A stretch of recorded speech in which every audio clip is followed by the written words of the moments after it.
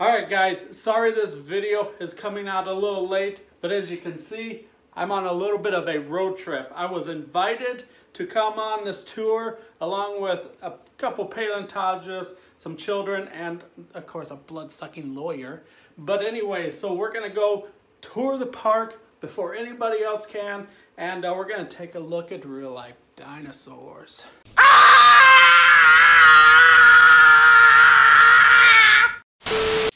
Alright, so one thing I've been working on that I really haven't been, I didn't really film, is this rack here. This is going to be what the boas go in, kind of as a temporary thing, because they are going to outgrow this. Let's see if we can't get a full shot. There we go. And really the only real reason why I didn't really film how I built this is, one, it kind of is the same general design as the previous rack, just using a larger tub, which we can see. And two, because of, you know, I don't want anybody to think that this is where the boas are going to stay. This is a good temporary thing in order to kind of go forward with putting them in bigger caging. I'm going to downsize them slightly and then clear up the spot that they're at right now, bring in the bigger cages, and then transfer them over. And then these will probably use for, I don't know, probably the ball pythons, but I mean that's a lot of depth in there as well. But anyways, I've got to get these inside. As you can see, it's rather cold out here. It's kind of why it's been a slow process of getting this done and finally getting this in the house. I got to put these tubs in the house, get them room temperature so I can move the boas out of their current enclosures and get those enclosures out of the way, put this rack in that spot, get the boas in here, and then start preparing the old spot for some larger cages. So yeah, that's what I've been up to. I know I haven't put out a video in a little bit. Just life has just been busy, just been doing family things. And but I'm still alive.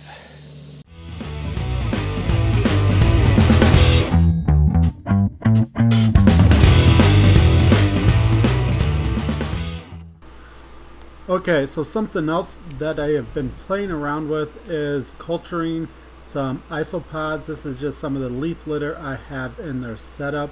It's just a basic setup of some substrate with leaf litter. Nothing really much more to it, but we'll check out the isopods here just in a second.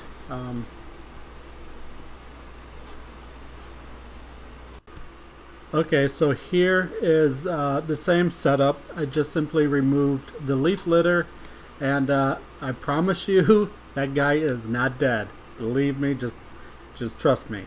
Of course his buddy there is underneath pushing him around, but anyways, I just picked up these ones because they were what was available at the last reptile show that I had went to. Just a simple orange little isopod, and I'm just cultivating these to hopefully get a colony large enough to start seeding my natural vivariums, and potentially to sell some to you guys as well, so you guys can also have them in your setups. I will be exploring the other varieties, so this is just these orange ones are just going to be the start of it, but you'll have to stay tuned for future videos of that. And looky there, he's moving, it's a Christmas miracle. Yeah, I told you, he was alive. These guys are very good at just like playing dead and then running and hiding, as he just showed us right there. That was beautifully executed. And of course here's another one playing dead. But they are doing pretty well in the setup. I'm not sure why the camera is out of focus. What am I doing? Okay, we'll just cut. Oh, okay, I see what I'm doing. I'm adding more substrate to it. Yeah, it was kind of thin, so I wanted to beef it up a little bit. And of course, I think this clip also shows me adding the leaf litter, which is just does two things. One, it gives them just something to hide and crawl around in. Plus, they also seem to eat it. And then I'm going to add a little bit of this to the setup. This is supposed to help the microfauna and whatnot, so I figured, well, let's try putting some of this in the culture with the isopods themselves. I mean, if it's good for the vivarium, then why wouldn't it work in this setup where I keep them at? So, and these are just simple leaves that I collected from the yard, nothing too special.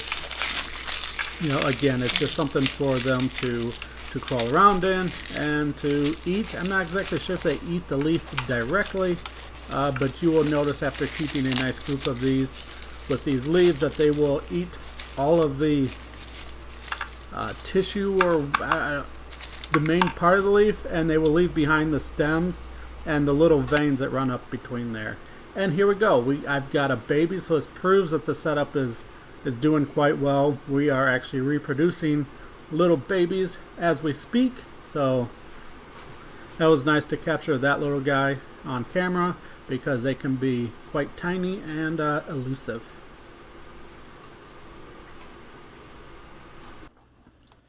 Okay, so as you can see, I've got the rack in here, and we're gonna flip this camera around so you guys can get a better look at what I've got going on. It's still kind of a work in progress. We got the old Reptile Jones sign, which is gonna go on the side here, and then of course, let's go over here. There we go. So there's the boas. So I've had to do some changing around here. Let's get this spun around. So that's the heating unit here in the reptile room. So obviously I couldn't leave the cages that I had up against there. So we had to move them right here. Oh, back up. Right here. So unfortunately, they're next to the sliding glass door. But this is all the clubrids, and they're also got their secondary heat. Let's see if we can, there we go. So they have their heat. I'm not really too concerned about it. It's actually been staying pretty warm. That door actually faces the east, and normally the wind comes from the southwest, so we should be good. We really don't have much for wind around here. We've, you know, with the neighborhood and everything. But anyway, so here's the new unit. I also want to show you, so I just showed you the isopod stuff. Here it is. That was actually taken a little while ago. Let me just flip this around. Okay, so the video footage you just seen of me setting up this isopod was actually taken probably about a month ago. But as you can see, maybe if we can get some better lighting. Okay, that's not really doing us real great. But you can see they're actually breaking down that leaf litter just as I thought they would. And as a little Thanksgiving Day treat, let me spin this around till I find it. Oh yeah, I gave them a little piece of yam or sweet potato, I guess, for them to munch on for their little Thanksgiving feast. The other thing I want to show you guys was this. I have since remodeled, let's see if we can get better lighting, remodeled the tarantula setups. So this is the Mexican red knee. We're just getting a lot of glare. See if we can't get this to focus. Focus.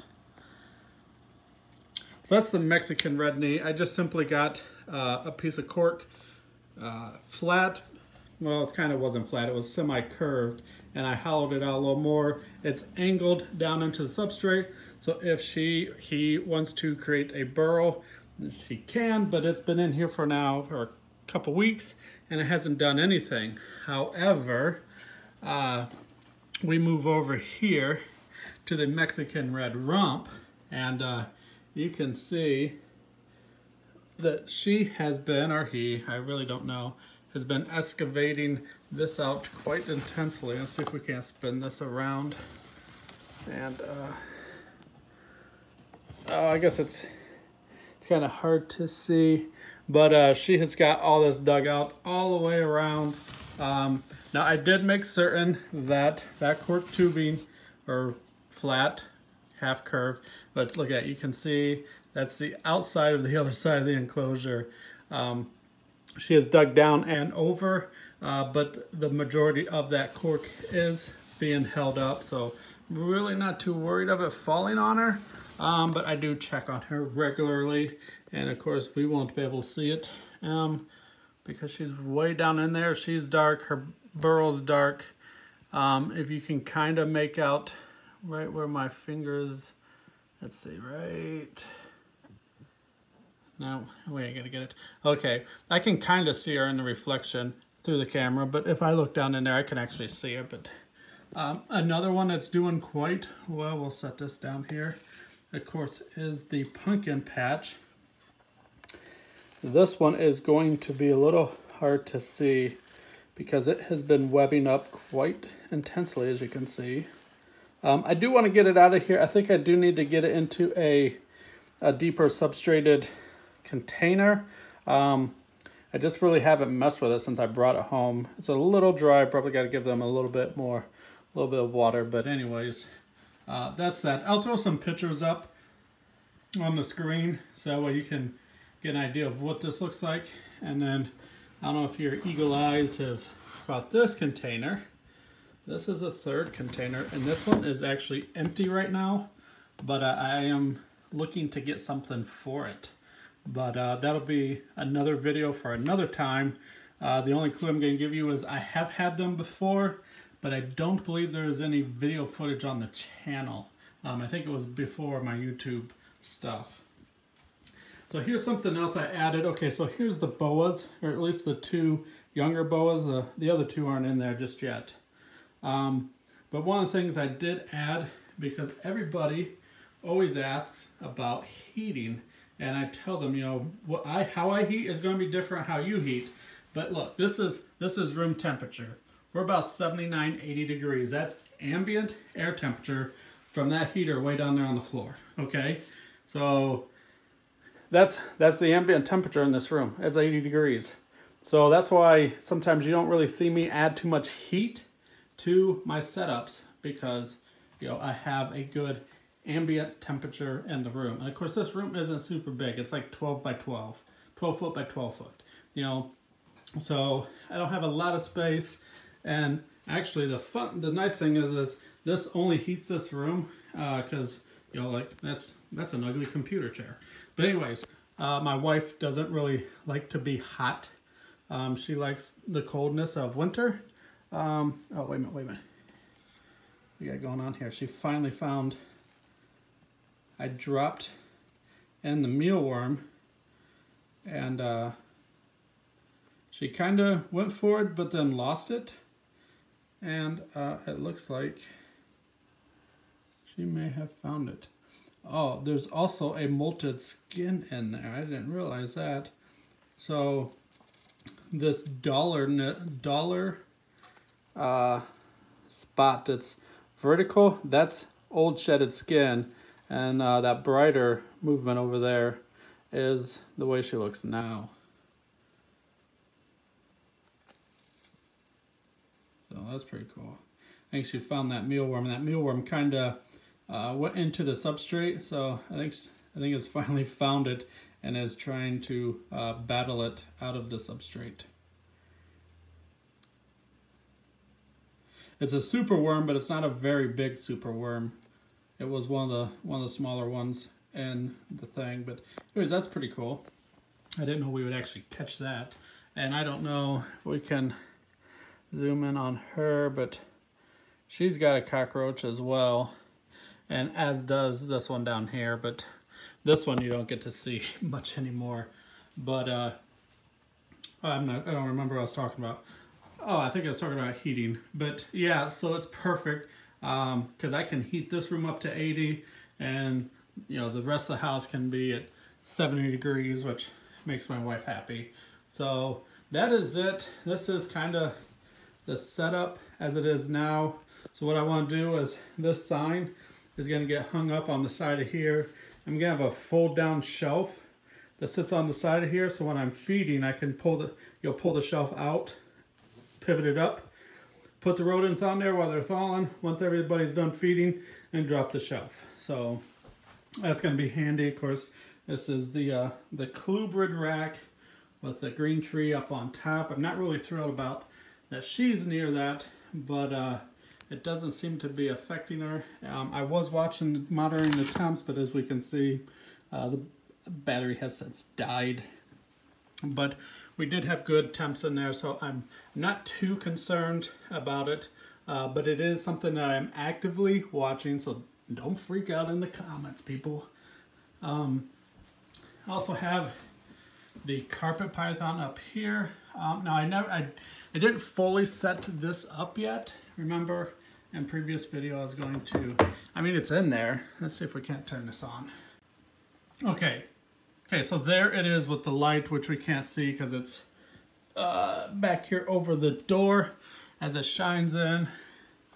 He is back there in his thing. So we do have the radiated heat panel, excuse me.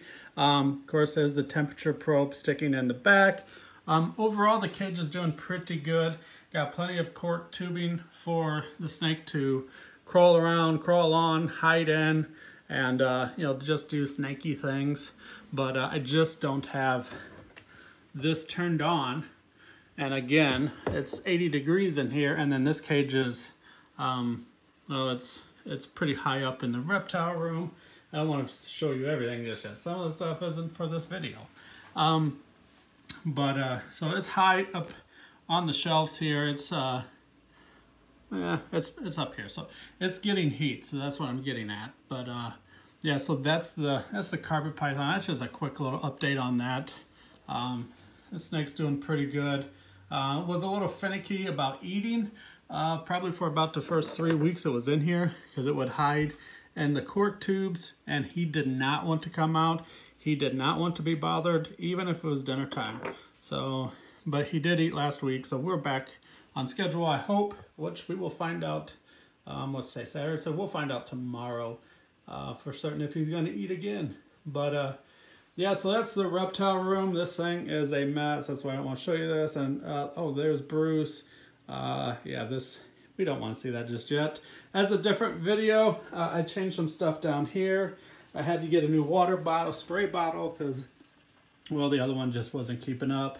So we got some young snakes here and there.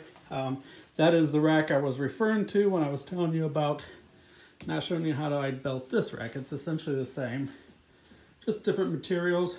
General design is still the same.